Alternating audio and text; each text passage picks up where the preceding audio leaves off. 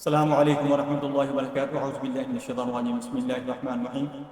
آج ہم ایک بہت ہی مہلک بیماری اور سنگین نایاب قسم کی بیماری ہے اس کے متعلق بات کریں گے۔ یہ بیماری ہے کیریٹز فیلڈ جیکب ڈیزیز، CJD بھی اس کو کہتے ہیں، اور یہ ایک نایاب سنگین بیماری ہے۔ اس کے بارے میں بات کریں گے۔ یہ دماغ کو نقصان پہنچاتی ہے اور بہت تیزی سے پھیلتی ہے۔ کیریٹز فیلڈ جیکب بیماری ایک نایاب لیکن انتہائی خطرناک دماغی بیماری ہے جو پریونس پر نامی پروٹین کی خرابی سے پیدا ہوتی ہے۔ یہ پروٹین دماغ کے خلیات میں غیر معمولی تبدیلیاں کر کے دماغ کی کارکردگی کو شدید متاثر کرتی ہے۔ اس بیماری کا تعلق نیورو ڈی جنریٹو امراض سے ہے، یعنی یہ دماغی خلیات کو تباہ کر دیتی ہے۔ اس کی جو ابتدائی علامات ہوتی ہیں وہ ہیں یادداشت کی کمزوری، دماغی الجھن، شخصیت میں تبدیلی، جسم میں کپکپاہٹ، نیند کی کمی، نظر کا دھندلا پن یا نابینا ہو جانا، جسمانی توازن بگڑ جانا۔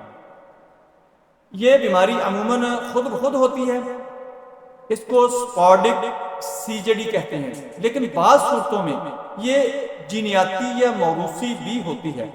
بعض افراد اس بیماری کا شکار آلودہ گوشت یا جراحی کے آلات جو ہوتے ہیں، جب ایک مریض سے جو متاثرہ ہوتا ہے اس کے اوپر وہ جراحی کے آلات جو استعمال کیے جاتے ہیں، پھر دوبارہ دوسرے مریض کو جب لگاتے ہیں تو اس میں یہ منتقل ہو جاتی ہے۔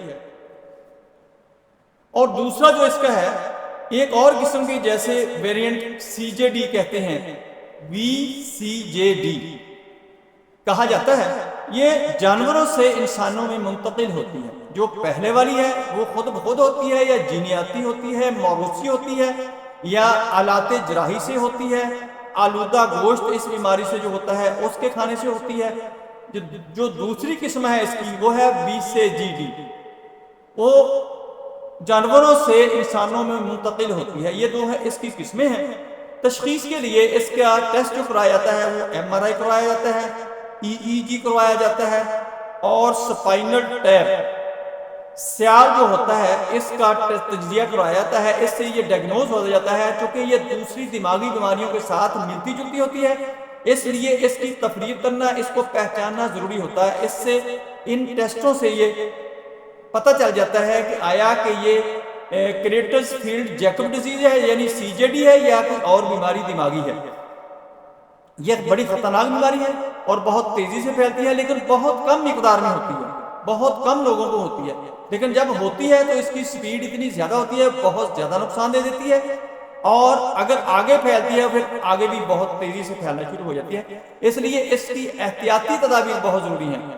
اگر یہ بیماری نایاب ہے لیکن اس کے پھیلاؤ کو روکنے کے لیے آلودہ گوشت سے پرہیز کریں، خون یا اعضاء کی عطیات میں احتیاط برتیں، صحت کے شعبے میں آلات جراحی کے جو آلات ہیں ان سے پرہیز کریں، ان کو اچھی طرح اسٹیریلائز کریں، یا نیو آلات جو ہیں وہ استعمال کریں جو اس سے متاثرہ مریض ہے جس پر وہ استعمال ہو چکے ہیں وہ دوسرے مریضوں کے لیے نہ استعمال کریں، ان کو تلف کر دیں، ان کو ناکارہ کر دیں۔ اس کا علاج ابھی تک دریافت نہیں ہوا، اس کا کوئی علاج نہیں بتایا جاتا، لیکن ہومیوپیتھی کے اندر میں نے بہت ہی تگ و دو کے بعد یہ میڈیسن ڈھونڈی ہے، یہ میں آپ کو بتا دیتا ہوں۔ اگر آپ یہ کھلائیں گے تو آپ کا مریض کو کافی ریلیف مل جائے گا۔ اس میں سب سے پہلے جو میڈیسن ہے وہ ہے آرسینک البم، وہ آپ نے 30 طاقت میں دینی ہے، صبح دوپہر شام اس کے آپ نے 3 قطرے دینے ہیں۔ انشاءاللہ اللہ مہربانی فرما دے گا، یہ مریض ٹھیک ہونا شروع ہو جائے گا۔ دوسری میڈیسن ہے لیکسس جو ہے وہ آپ نے 200 طاقت میں دینی ہے، صبح شام اس کے 5 قطرے۔ تیسری میڈیسن جو ہے وہ ہے سیفلینیم۔ سیفلینیم بہت ہی اہم دوائی ہے، اس کے لیے بہت ہی زبردست دوائی ہے اس کو کنٹرول کرنے کے لیے۔ وہ آپ نے 1 ml میں لینی ہے، 1 ml میں لینے، اور ہر تیسرے دن آپ نے استعمال کرنی ہے۔ پھر کچھ دیر کے بعد آپ نے 1 ماہ کے بعد آپ نے 5 دن کے بعد اس کو استعمال کرنا شروع کر دینا ہے۔ 3 دن کے بعد جب استعمال کرنی ہے تو آپ نے 3 قطرے دے دینے ہیں دن کے اندر 1 دفعہ سے، پھر آپ نے 3 آگے کرنے ہیں، اس کے بعد پھر آپ نے 3 قطرے دینے ہیں دن کے اندر صرف 1 دفعہ۔ پھر جب آپ نے 5 دن کا وقفہ کرنا ہے اس میں بھی یہی ترتیب رکھنی ہے کہ آپ نے 3 قطرے دے دیے اور 5 دن کا ناغہ کیا، پھر آپ نے 3 قطرے دے دیے، صرف دن کے اندر ایک دفعہ دینی ہے جب بھی دینی ہے۔ اور اس سے آگے جو میڈیسن ہے وہ ہے تھوجا۔ تھوجا 200 طاقت میں آپ نے لینی ہے، صبح و شام اس کے آپ نے 3 قطرے 4 قطرے دینے شروع کر دینی ہے۔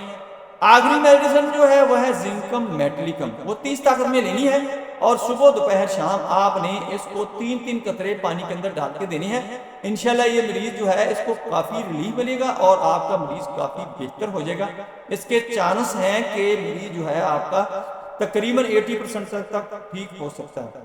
دوستوں مجھے امید ہے کہ اس بیماری کے متعلق آپ کو آگاہی ہوئی ہوگی، بہت ہی معلومات ملی ہوں گی۔